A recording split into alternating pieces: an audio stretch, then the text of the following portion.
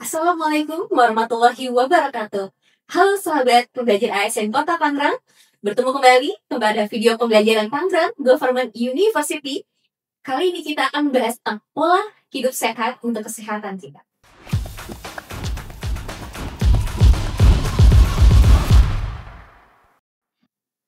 Mens sana in corpore sano.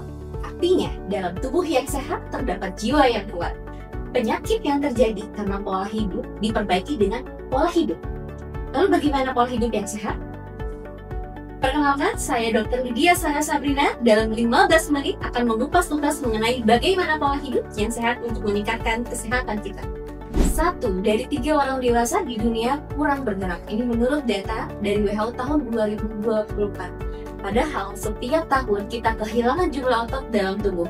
Semakin bertambah usia, otot kita akan semakin sedikit, dan semakin bertambah usia, metabolisme massa kita akan semakin menurun.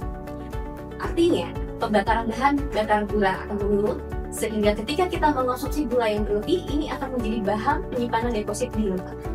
Dan pada akhirnya, seseorang akan bertambah gemuk. Itu kenapa pada usia di atas 30 tahun rentan terjadi obesitas. Obesitas rentan terhadap penyakit kronis seperti diabetes, hipertensi, dan penyakit jantung. Saat obesitas, akan terjadi perubahan respon imun di dalam tubuh, terjadi peradangan kronis pada organ, ditandai dengan peningkatan proinflamasi leptik dan penurunan antiperadangan adiopektin. Dengan olahraga, dapat mengaktifasi mikroglia dan menyebabkan peningkatan faktor dari antiperadangan dan penurunan faktor proinflamasi. Sehingga, olahraga merupakan strategi non-farmakologis yang efektif, efisien untuk meningkatkan kesehatan.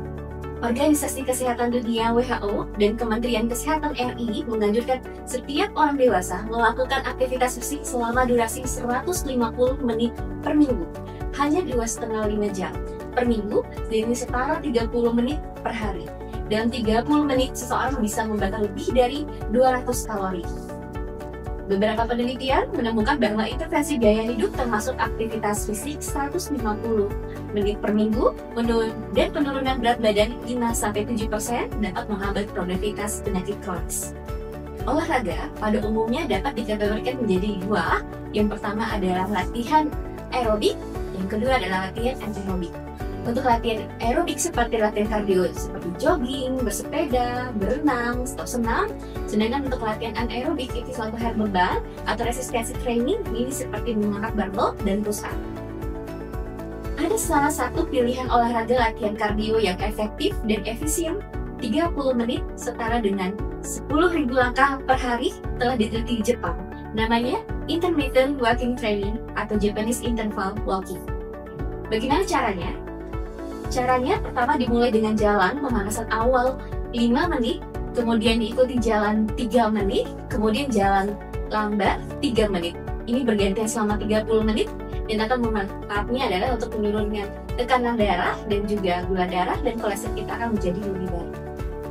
Aktif secara fisik tidak hanya mengurangi resiko penyakit kardiovaskular, metabolik, dan kronis, tetapi juga gangguan otak.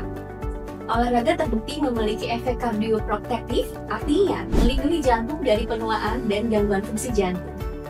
Olahraga juga menginduksi perubahan di otot.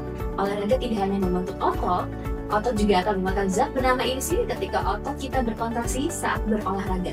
Di sini ini akan memasuki aliran darah dan memicu peningkatan metabolisme di tubuh. Secara fisiologis saat olahraga baik aerobik ataupun anaerobik, tubuh kita akan memproduksi zat yang bernama BDNF atau Brain Defect Neuropathic Factor. Ini fungsinya yang pertama adalah merangsang pertumbuhan dan perbaikan sel otak, yang kedua menguatkan antar koneksi neuron, yang ketiga akan melindungi otak dari penuaan dini dan penurunan fungsi, sehingga kita menjadi aktif, produktif, kognitif, meningkatkan konsentrasi dan memori, serta mengurangi resiko demensia atau pikun. Olahraga telah dikaitkan dengan penurunan stres dan kecemasan, serta peningkatan stabilitas emosional dan kualitas tidur. Aktivitas fisik memicu peningkatan neurotransmitter hormon kebahagiaan seperti hormon dopamin, serotonin, dan noradrenal.